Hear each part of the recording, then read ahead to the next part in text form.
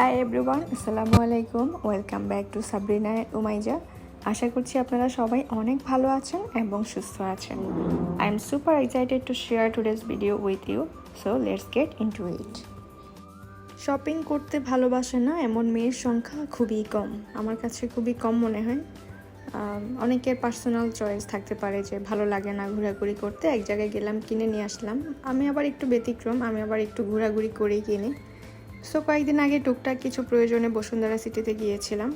বসুন্ধরা গেলে আসলে কোনো স্টলে যাই বা না যাই, আমি সবসময় আড়ংয়ে যেতে চেষ্টা করি। আর আড়ংয়ের বসুন্ধরা সিটির আড়ংটা একটু বড়। আমরা যদি মিরপুর আড়ংয়ে যাই ওটার তুলনায় বসুন্ধরা সিটির আড়ং অবশ্যই অনেক বড়। সেদিনও গিয়েছিলাম, কিন্তু বের হয়ে যাওয়ার ঠিক আগ মুহূর্তে, তাই আর ভিডিও করা সম্ভব হয়নি।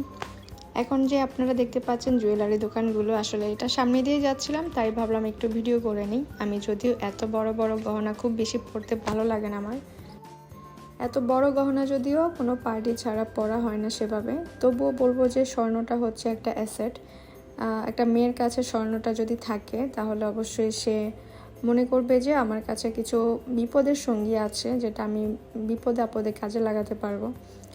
আমি যদিও একটু সিম্পল জিনিস পরতে পছন্দ করি, আমার কাছে ওটা একটু স্বাচ্ছন্দ্যবোধ মনে হয়, সবসময় পরা যায়।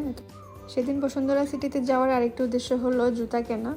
আমি নর্মালি শীত ছাড়া স্নিকার খুব একটা পরি না, শীতে আমার এগুলো পরতে বেশ ভালো লাগে। গরমে মনে হয় যে আমার পা খুব গরম হয়ে যায়, তাই গরমে খুব একটা পরা হয় না। যেহেতু সামনে 2-3 মাস পরে শীত চলে আসছে, তাই ভাবলাম যে এক জোড়া শুজ কিনে রাখি। এই যে আমি ট্রায়াল দিয়ে দেখছিলাম জুতা পছন্দ হচ্ছে কিনা, আমার পায়ে একটুও মানে নেই, জুতাটা আমি নিই। এখানে মামা ভাগ্নে কি করছে দেখছেন, দুষ্টামি করছে ওরা। আসলে জুতার সবগুলো ব্র্যান্ডে আমি খুঁজেছি, বে থেকে শুরু করে বে, ক্রিসেন্ট, বাটা, অলমোস্ট ম্যাক্সিমাম ব্র্যান্ডগুলো আমার খোঁজা শেষ, বাট আমার পছন্দ কোনো শুজেই হয়নি, তাই আর লাস্ট পর্যন্ত জুতা নিইনি। তাই চলে আসলাম এখানে বিভিন্ন শোপিসের দোকান। আমার কাছে এই দোকানগুলোতে আসলে আসলে যে কারোই মাথা ঘুরিয়ে যাবে, সবগুলো শোপিস এত সুন্দর ছিল। এখন যে ভিডিওটি দেখছেন এটা হচ্ছে আমার ফ্রেন্ড আমার জন্য একটি গিফট পাঠিয়েছে, যা আমি এখন আনবক্সিং করছি আপনাদের সামনে।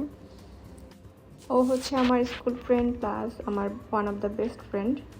কি পাঠালো আমার জন্য একটু আপনারা গেস করুন প্লিজ।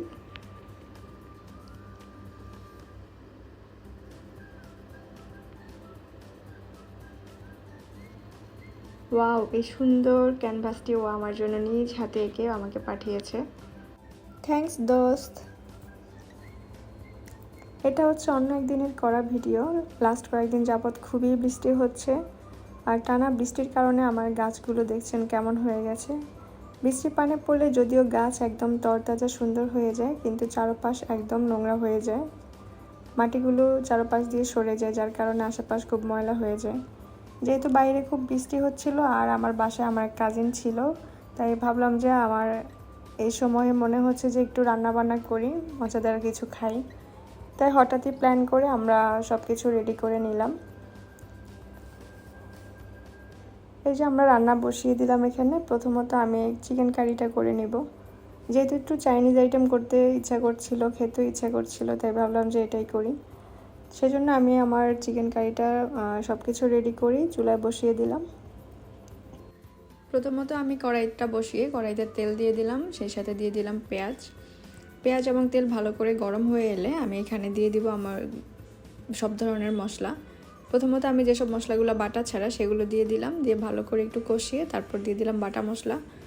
শুকনা মশলাগুলো এখানে দেওয়ার একটা সুবিধা হচ্ছে তেলে দিলে মশলা থেকে এক ধরনের গ্রান বের হয়, যেটা তরকারির স্বাদ আরও বাড়িয়ে দেয়।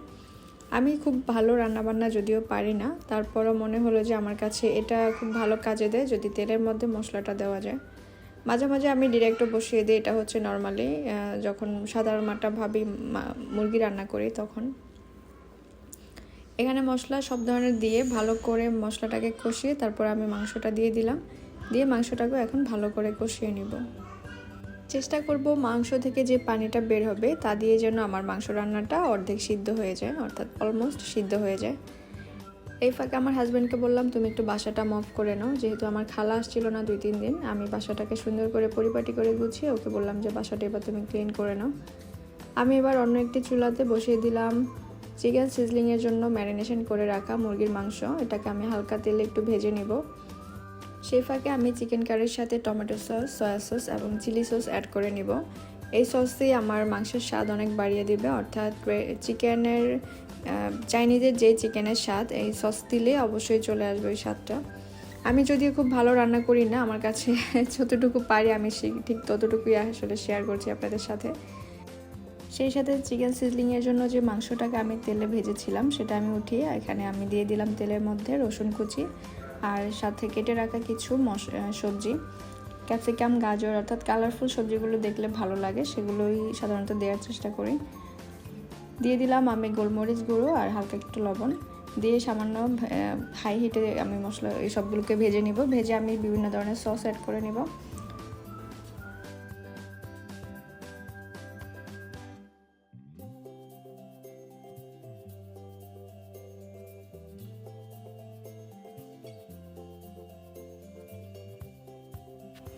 ভেজিটেবলগুলোকে আমি 2-3 মিনিট হাই হিটে ভেজে এর সাথে দিয়ে দিলাম লবণ, টমেটো এবং দিয়ে দিব স্লাইস করে রাখা পেঁয়াজ। সেই সাথে ভেজে রাখা মাংসগুলোকে দিয়ে আমি হাই হিটে কিছুক্ষণ ভেজে তারপর নামিয়ে নিব। এখানে আমি ফ্রাইড রাইস রান্নার জন্য কড়াইতে তেল এবং রসুন কুচি দিয়ে দিলাম। রসুনটাকে ভালো করে ভেজে আমি দিয়ে দিলাম কেটে রাখা সবজিটাকে কিছুক্ষণ হাই হিটে আমি নেড়ে নিব। সেই সাথে অ্যাড করে নিব কেটে রাখা পেঁয়াজ কুচি। আমি সবগুলো রান্নাই খুব হাই হিটে করেছি।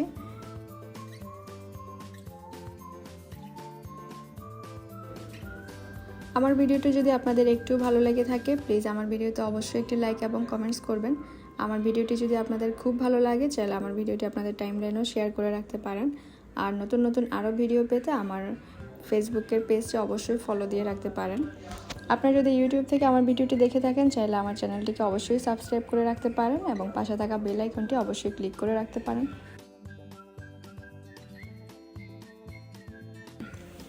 এখানে আমার ফ্রাইড রাইস রান্না শেষ। আমি সব কিছু আর শেয়ার করলাম না, আমাদের সব কিছু রান্নাবান্না শেষ করে এখন আমরা খেয়ে নেব।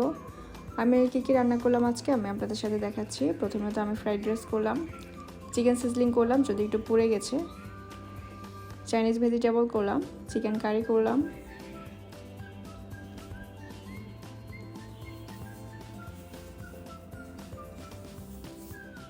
সব কিছুই খেতে খুবই ইয়াম্মি হয়েছিল। প্ল্যান প্রোগ্রাম ছাড়া যখন আমরা কোথাও ঘুরতে বা বেড়াতে যাই তখন দেখা যায় ওই ট্যুরটা খুবই এনজয়েবল হয়। প্রি প্ল্যান ছাড়া অনেক সময় এরকম রান্নাবান্না করলেও আসলে রান্নাটাও খুব ইয়াম্মি হয়। সো এখন আমরা সবাই একসাথে খেয়ে নেব। আমার কাজিন ছিল, আমার হাজব্যান্ড, আমার ননদকে বলেছিলাম।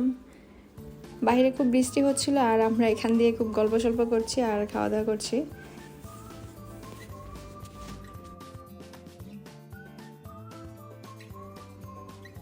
এ হচ্ছে আমার কাজিন যে আমাকে রান্নাবান্নায় আজকে খুব ভালোভাবে হেল্প করেছে, কাটাকাটি থেকে শুরু করে সব কিছুতে।